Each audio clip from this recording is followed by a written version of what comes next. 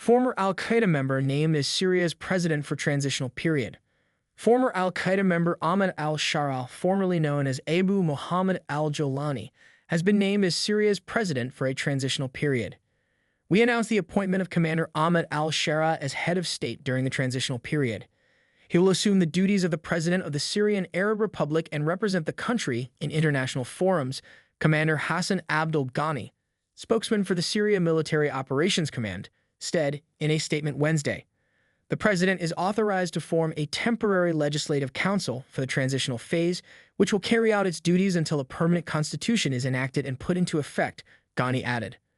The command also announced several resolutions, including the suspension of the country's constitution, the dissolution of the country's parliament, and the dissolution of the former regime's army and its Ba'ath Party.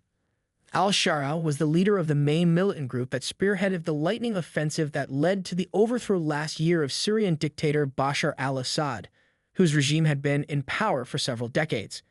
His task now will be rebuilding a country torn apart by more than a decade of civil war that has killed more than 300,000 people and displaced millions more, according to the UN.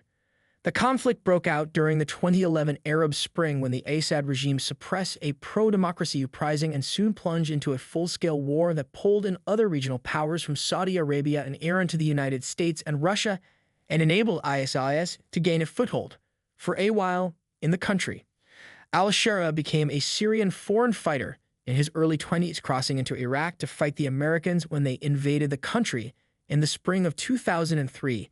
That eventually landed him in the notorious U.S.-run Iraqi prison, Camp Bucca, which became a key recruiting ground for terrorist groups, including what would become ISIS.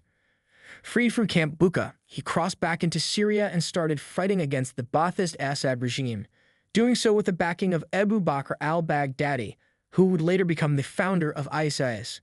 In Syria, he founded a militant group known as Jabhat al-Nusra, the Victory Front in English, which pledged allegiance to Al-Qaeda, but in 2016 he broke away from the terror group, according to the U.S. Center for Naval Analyses.